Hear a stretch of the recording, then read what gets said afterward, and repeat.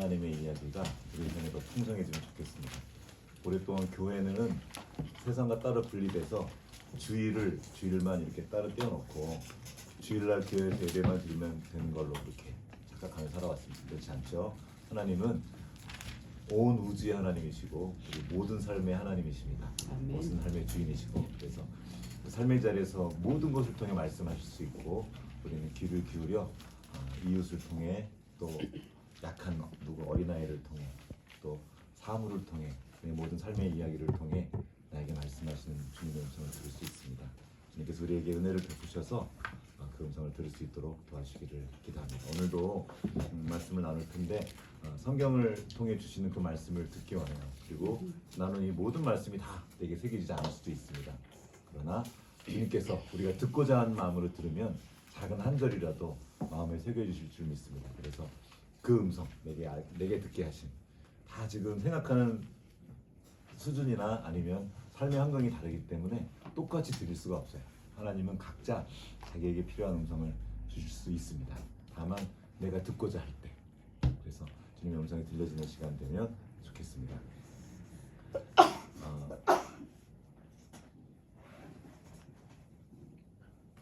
요즘에 뭐 왕과 사는 남자라는 영화가 한참 떠가지고 보지는 못했는데 거기는 왕이 됐으나 왕에서 쫓겨난 어떤 왕의 이야기인 거죠. 오늘은 저는 왕이 되기를 거부한 왕자에 대한 얘기를 좀 하려고 합니다. 제가 성경의 인물 중에 이렇게 손가락 안에 꼽는 정말 가장 사랑하고 좋아하는 인물 캐릭터이기도 한데요. 요나단의 이야기를 오늘 나누려고 합니다.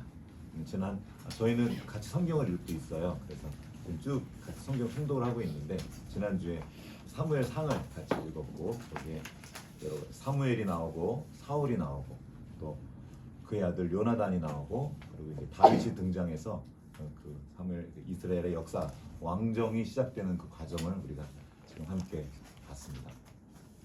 이스라엘 백성들은 자기를 보호해줄 왕을 원했어요. 자기를 대신 싸워줄 왕. 그러나 주님은 알고 있었죠. 그런 왕은 없다. 다 왕이 되면 자기를 위하지.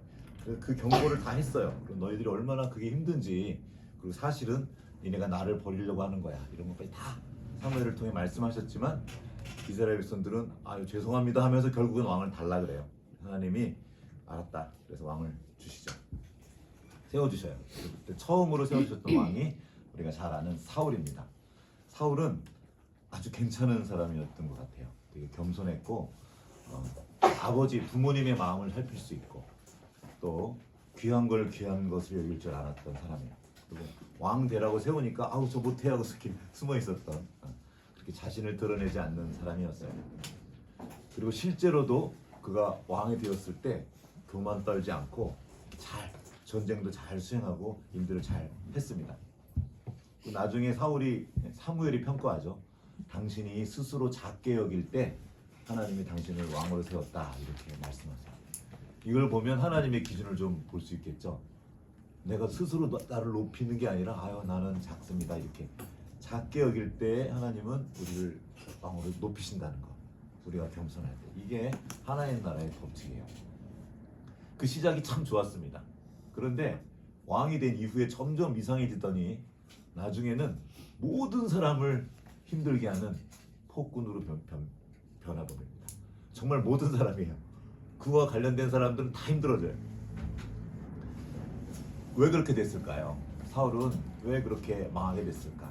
그가 더 이상 하나님을 중심에 두지 않고 자기 자신을 중심에 두기 시작했기 때문입니다. 우리가 그냥 자기 중심성이라는 말로도 표현하는데 그러니까 자기만을 위하고 자기를 높이고 하나님의 나라가 아니라 나의 왕국을 만들기 시작하면서 그렇게 변해갑니다.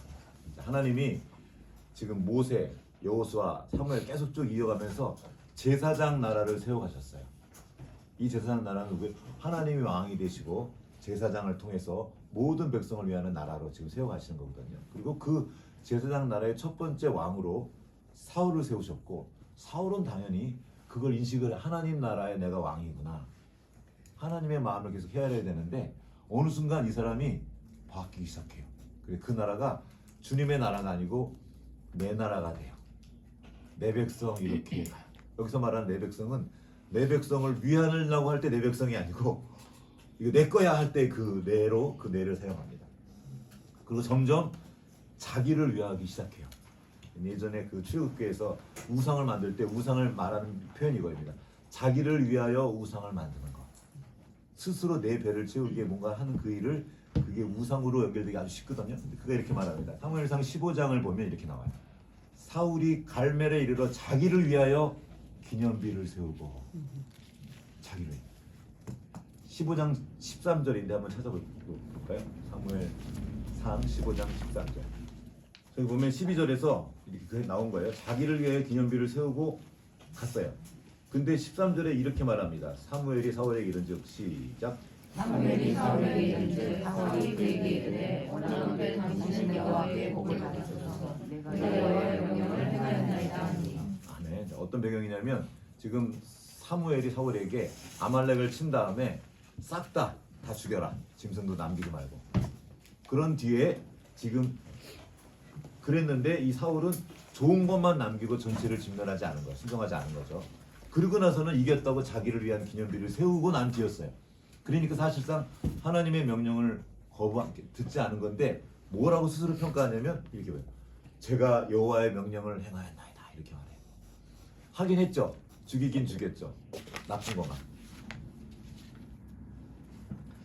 그 이해로도 보면 이 사울의 말이 종교적인 말로 가득합니다. 뭐 하나님이 어쩌고 뭐 주님이 어쩌고 뭐 이러면서 막 말해요. 그러나 그의 행동은 그렇지 않았어요. 사무엘이 이렇게 말합니다. 순종이 제사보다 낫고 듣는 것이 순양의 기름보다 낫다. 순종하지 않는 거죠. 사울에게는 제사라는 종교적인 행위가 있었지만 하나님께 대한 실제적인 순종은 없었어요. 이 주일날 예배드리고 성경 읽고 기도하는 어떤 종교 행위를 하는 거예요. 그러나 종교 행위는 했지만 하긴 했죠. 그런데 하나님이 진짜 원하는 것, 하나님이 진짜 하라고 한 그것을 하지 않은 거죠. 도무지 듣지 않았습니다. 그리고 그는 듣지 못하는 사람이 되어버렸어요. 그리고 듣지 않는 게 그의 인격이 되어버렸습니다. 이건 무서운 일이에요. 자기가 못 듣는 걸 몰라요. 슬픈 일이지만 우리는 우리 주변에서 못 듣게 되어버린 사람을 자주 봅니다. 여러분 주변에 있지 않나요? 말해도 못 듣는 사람. 주로 가까이 있죠. 두려운 것은 그런 사람을 보고 막 저 새끼 귀가 막혀 못 듣지? 하고 답답해하면서 나도 듣지 못하는 사람으로 바뀌어가는 거예요. 어떨 때 그런 일이 벌어지느냐? 내 마음이 높아질 때, 교만할 때, 내가 다 아는 거죠. 그리고 나만 볼 때, 내 눈엔 나밖에 안 보이는 거죠. 그럴 때 다른 사람 음성이 들리지 않아요. 들어도 안 들려요. 사무엘이 눈앞에서 말하는데 그 말이 들리지가 않아요. 계속 내 안에서 내 생각이 돌고 있기 때문이에요. 들리지 않습니다. 그의 높아진 내면은 점점 더 분명하게 드러납니다. 15장 30절 한번 읽어볼까요? 쭉 뒤로 넘어와서 오늘은 사울이 주인공은 아니기 때문에 빨리 넘어갈게요. 30장 30절 같이 읽어보겠습니다. 시작. 사울이 이르되 내가 범죄하였을지라도 이제 청하오나니 내 백성이 전부들 앞과 이스라엘 앞에서 나를 높이사 나와 함께 돌아가서 내가 당신의 하나님 여호와께 경배하노라. 내가 죄를 졌지만 죽여주옵소서 말이라도 그렇게 하는잖아요 우리는. 근데 뭐라 그래요? 내 백성과 이스라엘 백성 앞에서 나를 높이사. 이게 말이 돼요? 말이 안 되는데 그 말을 지금 하고 있어요. 또 나를 높이사 나와 함께 돌아가서 내가 당신의 하나님 여호와께 경배하게 하소서. 경배는 뭐죠? 엎드리는 거예요. 경배. 엎드려 절하는 게 경배예요. 근데 나를 높이사 하나님께 경배하겠대. 말이 안 되는 그 말을 지금 말이 된다고 생각하고 있어요. 이게 정말 사울만의 이야기일까 우린 돌아볼 필요가 있죠. 말과 행동이 다르게 살면서도 그거를 괜찮게 여기는 사람이 너무 많아요. 그분들의 특징이 뭐냐면 내가 그런 줄 몰라요. 이게 괜찮은 거예요. 왜냐하면 그는 이미 자기라는 이름의 우상을 섬긴 지 오래됐고 그 우상 숭배가 그의 인격이 되어버린 거예요. 자, 예를 들어 볼게요. 제가 어떤 거짓말을 해요. 어떤 아이가 거짓말을 하는데 괜찮아. 계속 그 거짓말을 해요. 그럼 이 거짓이 그 사람의 인격이 되어버려요. 이게 일종의 죄입니다. 어떤 일을 반복할 때 그게 그 사람의 내면으로 스며들어서 그 사람이 되어버리는 거예요. 우상 숭배가 자기를 섬기는 그 우상 숭배가 그냥 사울 그 자체가 되어버리는 거예요. 그래서 말해도 들리지 않는 거예요. 그는 또한 하나님을 나의 하나님이라고 부르지 않고 거기 보면 누구의 하나님이라고 불러요? 당신의 하나님께 경배하게 하소서. 이 처음 한 말이 아니에요. 앞에서도 말해요. 내가 당신의 하나님께 그렇게 하겠답니다. 네 하나님께. 시편에 계속 나오는 다윗의 고백이 뭐죠? 나의 하나님, 나의 하나님, 나의 하나님인데 너의 하나님. 이미 지금 사울은 하나님과 관계가 끊어진 지 오래된 거예요. 그는 더 이상 하나님과 관계하지 않는 사람이었습니다. 하나님이 그를 버린 게 아니라 그가 하나님을 먼저 버렸고 하나님 아예 철저히 차단했어요. 네 하나님이잖아. 결정적으로 그는 요나단이 다윗을 변호하는 것 한참 또 시간이 지나요. 다윗이 막 등장해서 골리앗 죽이고 뭐 이제 막 떠요. 천천 막 이러면서 뜨니까 내가 높아져야 되는데 저기 어디서 알지 못한 놈이 지금 뜨기 시작하니까 견딜 수가 없는 거야. 내가 높아져야 돼. 그 성경에 보면 그 제사장들이 예수님을 죽일 때 시기로 죽였다는 표현이 나와요. 시기가 무서운 겁니다. 사람을 죽여요. 제거해요. 딱 사울이 그랬던 겁니다. 그런데 그것도 막 열받아 죽겠는데 자기 아들이 요나단이 다윗을 변호하는 거예요. 그러니까 이 사울이 막 너무 열받아가지고 차마 입에 담지 못할 막 진짜 욕을 막 하면서 얘기해요. 그게 오늘 본문인데 한번 읽어보도록 하겠습니다. 사무엘상 20장 쭉 지나 그동안에 이제 다윗이 떴어요. 다윗 쭉 떴고 사무엘상 20장쯤 오면 이제 이미 벌써 사울이 다윗을 죽이려고 창을 던져서 죽이려고 했어요. 19장에서. 그럼 다윗이 피하죠. 그 뒤에 이제 다윗이 이제 도망가는 사이에 막 잡으러 다니고 막 그런 와중에 이제 20장에서 요나단이 다윗을 돕습니다. 그리고 이제 그 와중에 사울에게 이제 요나단이 말을 하는 거죠. 요나단 왜 다윗이 잘못했는데 왜 그럽니까? 그러니까 그때 사울이 말하는 거예요. 30절부터 31절 같이 읽어보겠습니다. 시작. 사울이 요나단에게 화를 내며 그에게 이르되 회영무도한 계집의 수생아 내가 이새의 아들을 택한 것이 내 수치와 내 어미의 벌거벗은 수치됨을 내가 어찌 알지 못하여 이새의 아들이 땅에 사는 동안은 너와 내 나라가 든든하지 못하리라. 그런즉 이제 사람을 보내어 그를 내게로 끌어오라. 그는 죽어야 할지 아니라. 그리고 그 다음 장에 보면 요나단에게도 창을 던집니다. 죽이려고. 자, 이거 한번 이런 여기 성경에 나와. 이게 지금 자기 부인까지 그냥 가만히 있던 부인은 폐역무도한 계집의 소생아 하면서 만약에는 우리 이렇게 착한 이재훈 쌤이 부인한테 이렇게 말했던 생각해 보세요. 그리고 아들들 막 청으로 죽이려고 하고 난 안 된다고. 사울이 이런 사람이 아니었습니다, 여러분. 그걸 알아야 돼요. 사울은 아주 괜찮고 훌륭한 사람이었어요. 얼굴도 잘생기고 키도 크고 누가 봐도 멋있는 이런 사람이었단 말이에요. 근데 지금 그가 배는 게 없는 거예요. 마구 쏟아내는 그 심한 말 속에 맨 처음 그가 왕이 되는 모습은 찾아볼 수가 없습니다. 그러고 말해요. 너와 네 나라가 든든히 서지 못하리라. 이게 사울의 마음에 있는 그 핵심이에요. 사울은 지금 나와 내 나라. 그리고 이게 다 너를 위한 거야 그렇게 말하잖아요. 정말요? 근데 왜 죽이려고 그래요? 나와 내 나라가 그의 안에 가득했던 겁니다. 이게 사울의 관심이었어. 그는 점점 그 나와 내 나라를 지키느라고 불안해지고 근심하며 무너져갑니다. 무서운 것은 혼자 무너지지 않고 온 나라를 무너뜨리는 원흉이 된다는 겁니다. 하나님을 밀어내고 자신이 그 자리에 앉으려 했던 사람의 무서운 결말입니다. 이제 사울은 이제부터 망하는 이야기에서 나오는데요. 사울은 주변에 좋은 사람이 없어서 망한 게 아니에요. 우리는 많을 때 그래요. 내 주변에 그런 사람이 있었으면 얼마나 좋았을까? 아니요. 그런 사람이 있어도 망하는 사람 망합니다. 듣지 못하는 사람. 정말 좋은 사람을 곁에 두고도 그들의 말을 듣지 않고 심지어 적으로 만들어 버리다가 망했어요. 생각해 보세요. 내 주변에 사무엘 같은 스승이 있다고 한번 생각해 보세요. 나를 왕으로 세우고 언제나 나를 위해 기도하고 나를 격려해주는, 나에게 하나님의 말씀을 전해주는 사무엘이 있다고 생각해 보십시오. 좋아요, 나빠요? 엄청 좋은 일이죠? 근데 여기 이런 표현이 나와요. 사무엘이 두려워하여 자기를 죽일까?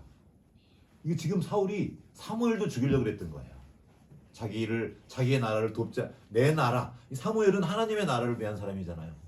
근데 이 사무엘이 내 나라를 돕지 않는다고 판단하자 심지어 사무엘마저 죽이려고 했던 거예요. 그 말을 안 듣는 건 고사하고. 여러분, 요나단 같은 아들이 있다면 어떨까요? 우리 간홍이, 우리 상경이와 형준이 이렇게 멋진 아들,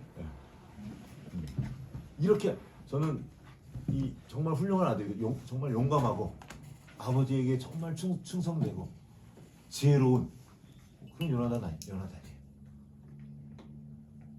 그리고 다윗처럼 충직한 신하가 어디 있습니까? 게다가 능력이 있어요. 자기가 하라는 대로 다 해요. 힘든 블레셋에 가서 200명 죽이고 그거 가져와 그래도 그거 뚫고 가서 해오는 사람이에요. 얼마나 충직한 신하인지 몰라요. 사무엘 같은 훌륭한 스승, 요나단 같은 멋진 아들, 그리고 다윗 같은 아주 근사한 신하를, 충직하고 능력 있는 신하를 두고도 망한 사람이 사울입니다. 그들을 적으로 돌리고 이 셋 다 죽이려고 해요. 창을 던져. 다윗과 요나단이 창을 던지고 사무엘은 죽이려고 하고. 그러면서 이 사울이 말하죠. 그 뒤에 보면 그 다윗 당장 데려와, 내게로 끌어와. 그는 죽어야 할 자니라. 이렇게. 그는 죽어야 할 자니라. 처음에는 잘 몰랐을 거예요. 그냥 당연하게 느꼈을 겁니다. 나 중심으로 생각하는 거. 근데 그 마음이 자라나자, 나의 나라를 위한 그 마음이 커지자, 내가 사랑하고 나를 아끼는 모든 아름다운 관계, 그 좋은 관계를 다 허물어버리는 괴물이 된 겁니다. 여러분, 나의 나라를 세우는 사람들은 혼자 망하지 않습니다. 같이 망해요. 내 곁에 있는 모든 사람들을 다 괴롭히다가 같이 망해요. 사울만 그런 것이 아니라 자기가 온 세상의 중심이 되어버린 사람들이 망하는 길은 다 비슷해요. 자기의 내 나라를 위해 주변에 좋은 사람들을 다 제거 대상으로 삼습니다. 왜요? 왜 제거 대상이죠? 좋은 사람들은 사랑하기 때문에 좋은 말을 해줘요. 진심을 말해줘요. 그러다가 다쳐요. 그렇게 하면 안 돼. 그거 큰일 나. 조심조심이지만 그 진실되게 그 말을 해줘요. 그러나 나의 나라를 바라보는 사람은 그 말을 들을 기회가 없습니다. 두려운 일입니다. 근데 그것이 한 번에 그렇게 된다는 게 아니에요. 점차 천천히 그렇게 변해가기 때문에 모르는 거죠. 그런데 성경에는 이와 전혀 다른 흐름이 동시에 존재합니다. 우리가 계속 그동안 나눴죠. 왕이 되지 않은 사람들, 모세. 얼마든지 이스라엘의 왕이 될 수 있었지만 왕이 되지 않습니다. 오히려 자기 형을 제사장으로 세우고 그 제사장의 가문을 통해 제사장 나라가 세워가도록 그렇게 시스템을 만들어놔요. 그러니까 모세의 아들도 나중에 딱 그렇게, 자기 아들이 없는 게 아니에요. 자기 아들이 있었지만 하나님의 나라를 위해 그렇게 합니다. 여호수아, 가나안을 정복한 위대한 정복자였습니다. 그러나 그는 얼마든지 왕이 됐지만 왕이 되지 않았어요. 사무엘도 마찬가지죠. 사무엘은 굳이 자기가 왕이 되면 돼요. 그러나 사무엘도 왕이 되지 않았어요. 그리고 왕을 세우는 역할을 감당했죠. 그리고 이 흐름은 요나단을 통해 이어집니다. 요나단은 왕이 될 수 있는 사람이었을 뿐만 아니라 왕이 되어야 하는 사람이었습니다. 왕의 아들이었고 전장에서 검증된 용사였고 백성들의 신망받는 사람이었어요. 백성들이 다 요나단을 좋아했어요. 나중에 사울이 또 어떤 일 때문에 요나단 죽이려고 그러니까 안 됩니다. 이분은 죽이면 안 돼요. 그랬던 정말 훌륭한 아들 요나단이었어요. 그러나 그는 왕이 되길 거부했어요. 그리고 아버지 사울의 표현을 따르면 죽어야 할 저 집안의 그 원수, 집안의 원수 다윗을 왕을 세우려고 합니다. 왜 그랬을까요? 저는 그냥 이런 생각을 해봐요. 그냥 이 요나단이 왕이 됐으면 얼마나 좋았을까? 잘했지 않았을까? 그런데 그는 왕이 되지 않아요. 사무엘상 18장 1절 말씀을 한번 읽어보겠습니다. 시작. 다윗이 사울에게 말하기를 마침에 요나단의 마음이 다윗의 마음과 하나가 되어 요나단이 그와 같은 생명같이 사랑하더라. 요나단은 다윗이라는 사람과 사랑에 빠지고 그 사람을 사랑하게 된 거예요. 왜 그를 사랑하게 됐을까? 이걸 알기 위해서 그 전에 17장의 사건을 살짝 보면 되는데 어떤 일이 있냐면 골리앗 죽인 얘기가 나와요. 골리앗 죽일 때 다윗이 이런 말을 합니다.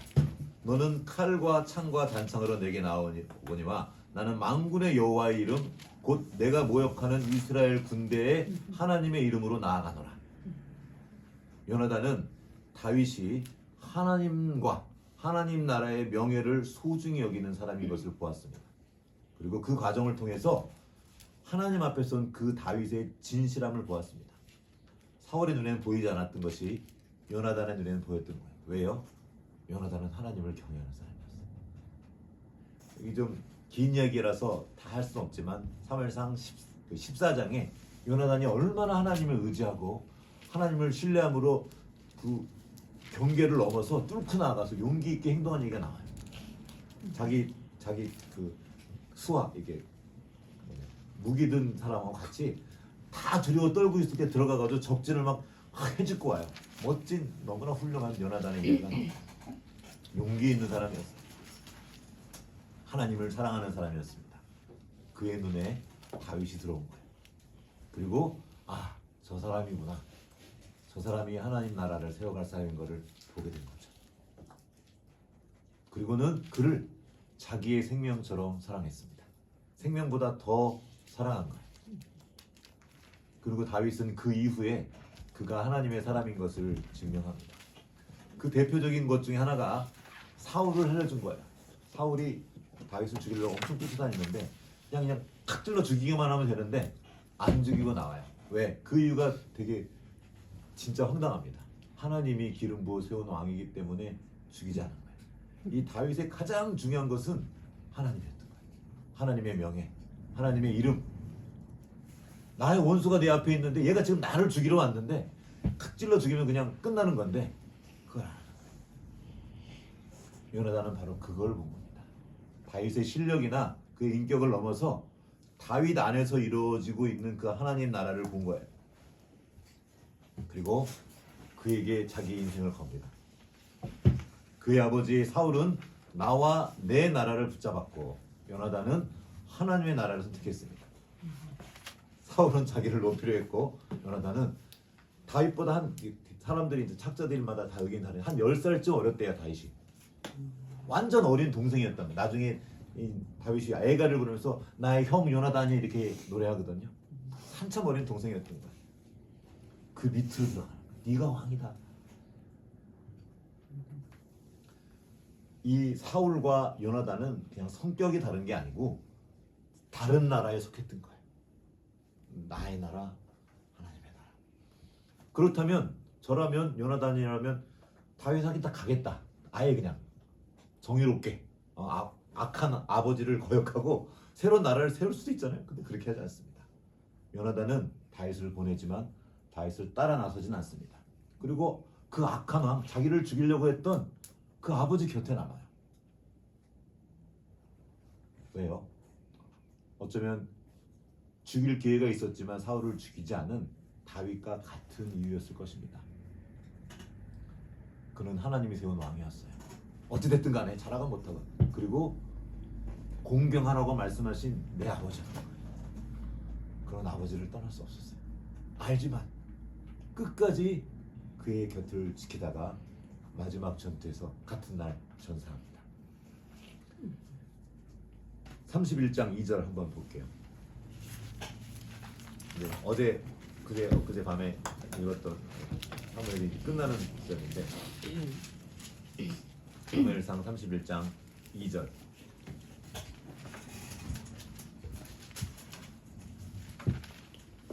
같이 읽겠습니다. 시작. 그 사람들이 사울과 그의 아들들을 추격하여 사울의 아들 요나단과 아비나답과 말기수와 아들 죽이니라.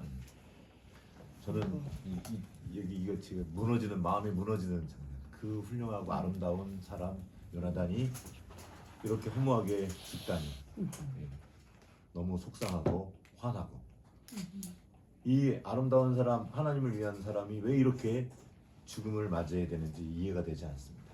아니 사울만 죽게 하지 왜 이렇게까지 하셨을까?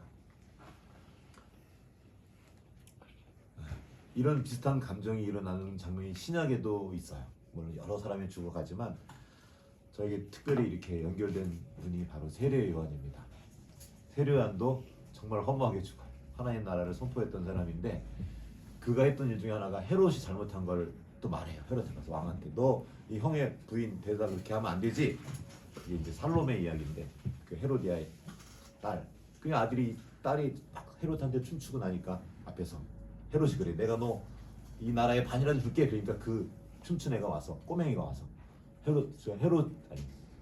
세례 요한의 머리를 달라고. 그러니까 그 어린아이의 말 때문에 그냥 목이 잘려서 죽습니다. 너무나 허무하게 목숨을 잃어요. 하나님 나라의 이야기는 구약에서 신약으로 이어져요. 구약만 보고 끝나면 이게 해결이 안 돼요. 이 요나단의 이야기는 너무 험하게 그냥 끝나요. 근데 신약을 통해서 한번 다시 빛을 보기 원합니다.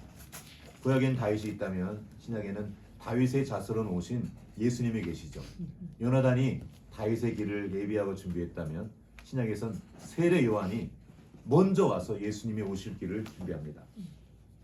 세례 요한은 만만한 사람이 아니었습니다. 그는 제사장 가문이었고요.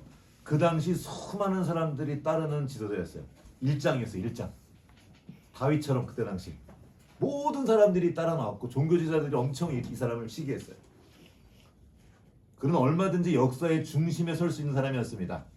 그러나 그는 자신을 그 자리에 두지 않고 변방으로 나가요. 그러니까 사람들이 따라와요. 글로. 그때 그가 말합니다. 예수님 오셨을 때 보라 세상 죄를 지고 가는 하나님의 어린 양입니다. 사람들의 관심을 나에게 쏠려 있는 관심을 틀어서 이 사람한테 가지고 보내는 거예요. 이거 생각보다 어렵습니다. 쉬운 일이 아니에요. 정말 놀라운 일입니다. 사울이었다면 상상도 못했을 일이었겠죠. 그가 말해요. 요한복음 3장 28절에 내가 말한 바 나는 그리스도가 아니요 그 앞에 보내심을 받은 자를 한 것을 증하는 이분이 그리스도다. 이분이 진짜다. 나 말고 이분께로 가라.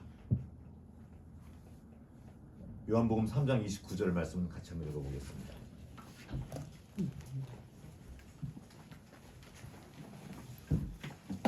차례 한번 볼게요. 요한복음 3장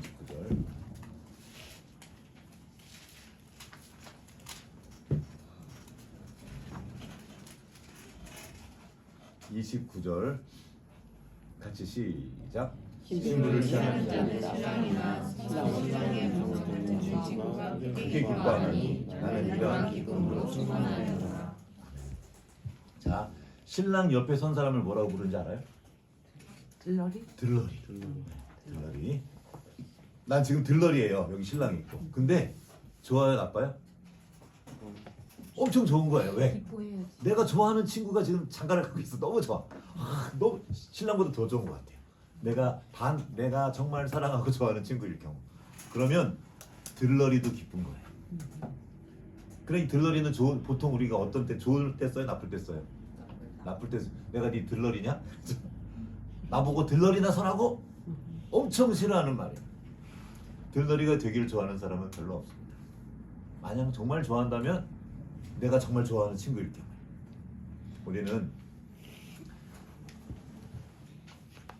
세례 요한을 통해서 이 들러리의 기쁨을 배웠고 우리는 사실 사실 들러인 거예요. 근데 그게 기쁜 사람들이, 그게 요나단이에요.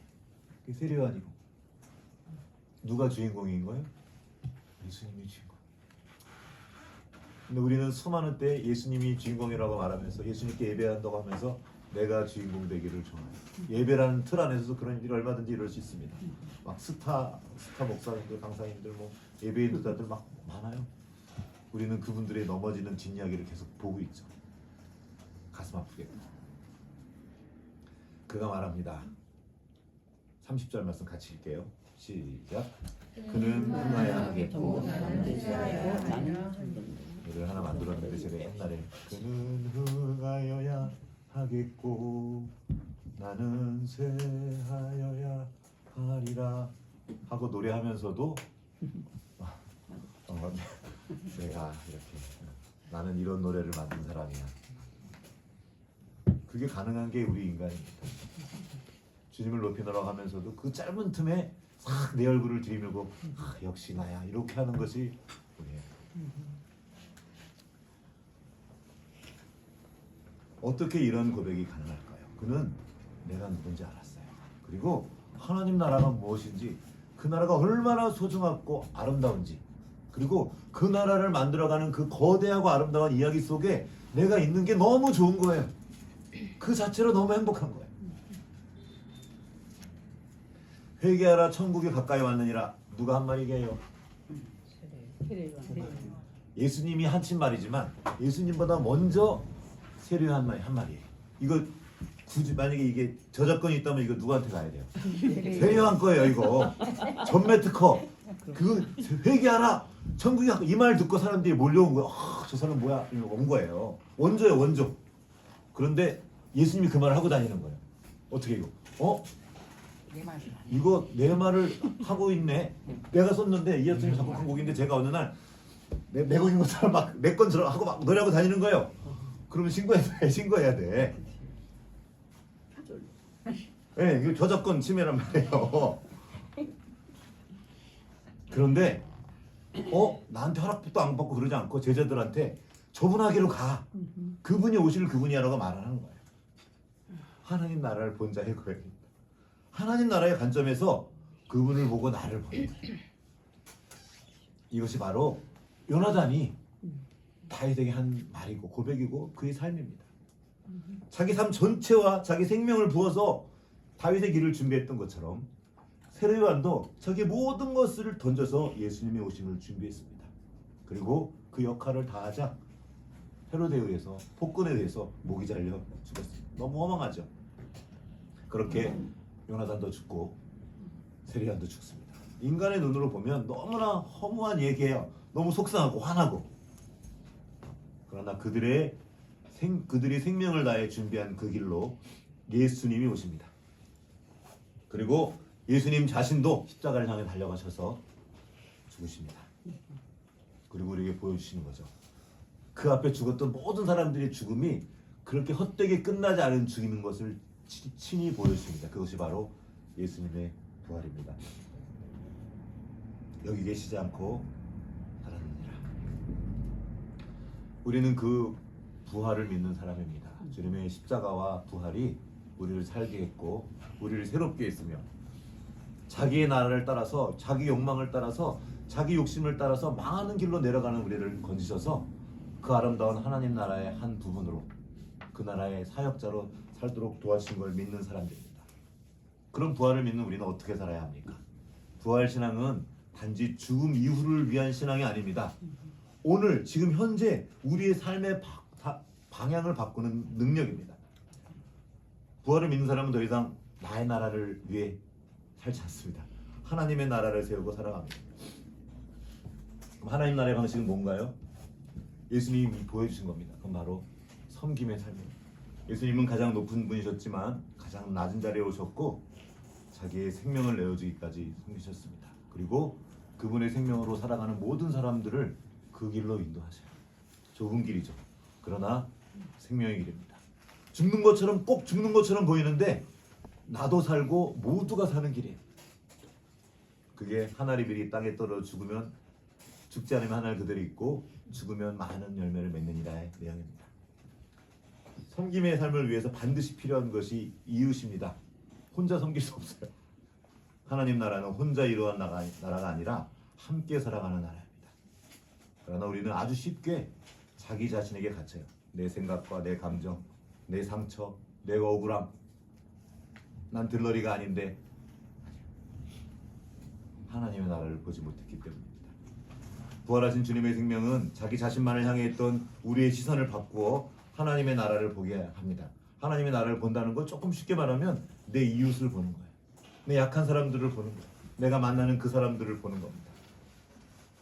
그들의 필요를 보고 그들의 아픔을 느끼고 그들을 돌보는 방향으로 움직여가는 거예요. 이게 하나님 나라의 실제입니다.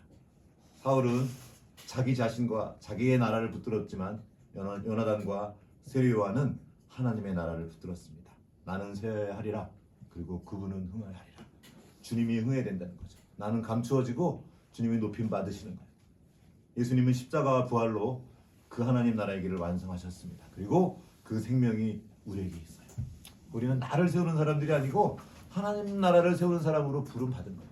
그런데 그게 그냥 희생이 아니고 그 나라가 세워질 때 나도 그 안에서 함께 그 유익을 누리는 겁니다. 이것은 의무를 넘어서 기쁨이기 때문에 하는 거예요. 세례요한의 기쁨, 들러리의 기쁨. 너무 기뻐요. 다윗이 왕이 되는 게 너무 좋아요. 예수님이 높여지는 게 너무 감사합니다. 부활하신 주님을 만난 사람은 이전처럼 살기 힘들어집니다. 부활의 삶을 살기 때문이에요. 한꺼번에 되지는 않을 수 있지만 점차 그 방향으로 움직여갑니다. 이걸 제일 먼저 알아차리는 건 옆에 있는 사람들이에요. 이웃 사람들이에요. 그는 이제 자기의 욕심만을 위해 살지 않고 이웃을 섬기는 쪽으로 움직여가기 때문입니다. 예수님을 위해, 그리고 예수님이 나라고 말씀하신 그 작은 자들을 위해 기꺼이 기쁨으로 들러리가 되는 겁니다. 그 들러리가 천국의 주인이라는 거야. 그것을 세례요한은 보았다는 겁니다. 그는 이제 자기 가족과 자기 공동체, 자기가 있는 그곳에서 어떤 것을 기여하는 삶을 살게 됩니다. 오늘 사울이 요나단에게 던진 질문을 우리에게 던져요. 너와 네 나라를 세워야 될 거 아니야? 그러기 위해선 그는 죽어야 돼. 예수님은 죽어야 되는 거죠. 예수님을 제거하는, 우리는 자꾸 예수님을 제어가며 살아가요. 지금도 예수님께서 계속 어떤 말씀을 주시고 마음을 주실 때 그 말씀을 밀어내고 나를 위해, 나의 나라를 세우고 나를 높이기 위해 살아갈 그런 선택을 할 때가 너무 많습니다. 그때마다 우리는 주님을 죽이는 거예요. 그래서 바울이 말했죠. 나는 날마다 죽노라. 날마다 죽기를 멈추는 그날 우리도 망하는 거예요. 오늘도 죽고 오늘도 주님과 함께 부활하는 그 부활 생명을 살아가는 것입니다. 요나단의 삶, 그 아름다운 삶을 통해 보는 거죠. 결코 헛되지 않은 요나단의 그 인생이 있어서 너무 감사해요. 그 인생이 있어서 실제로 예수님까지 그 생명의 이야기가 이어져 왔습니다. 오늘 이 세상은 우리에게 계속 말해요. 사울의 입장에서 말하는 거예요. 네 나라를 세워라.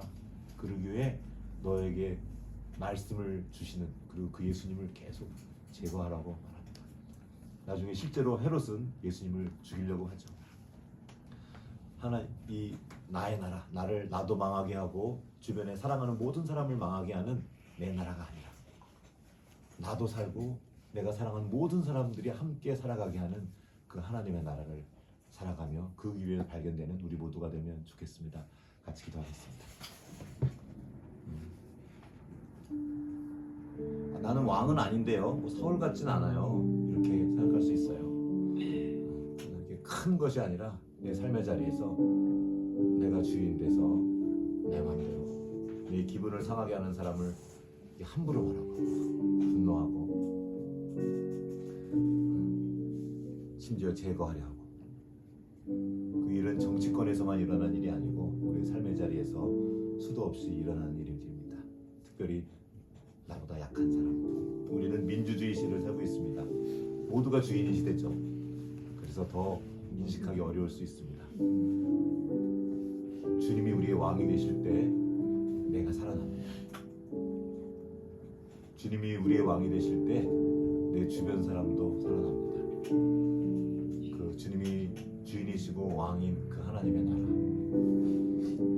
그 나라를 사는 것이 바로 부활한 사람의 삶의 내용입니다. 그 주님의 생명을 오늘도 살아가면 좋겠습니다. 그 생명으로 영혼을 살고 또 오늘을 살면 좋겠습니다. 같이 찬양하시겠습니다. 지금은 끝이 아니라 예수님 다시 살아나 슬픔 중 기쁨 바라며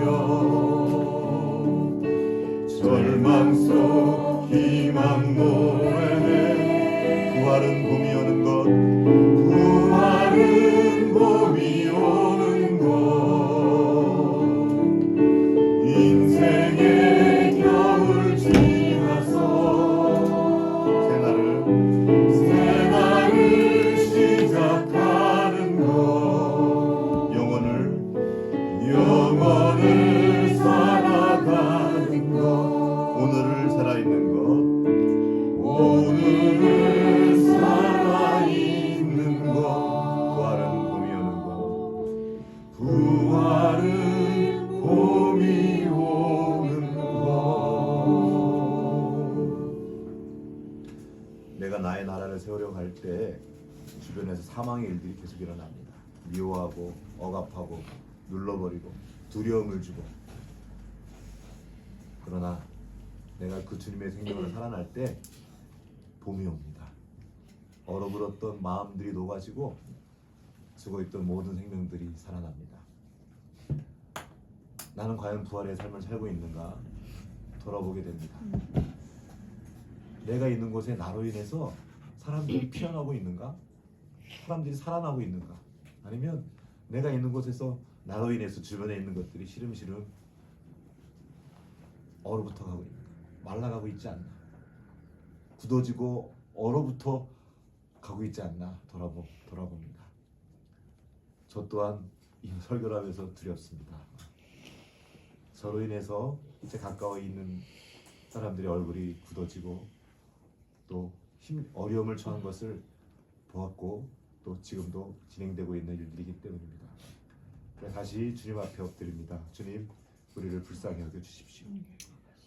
주님께서 십자가에서 죽으시고 부활하심으로 다시 우리 안에 주신 그 부활 생명이 우리 안에 있음을 보게 하시고 그 생명을 살아내도록 주여 우리에게 은혜 베풀어 주시옵소서.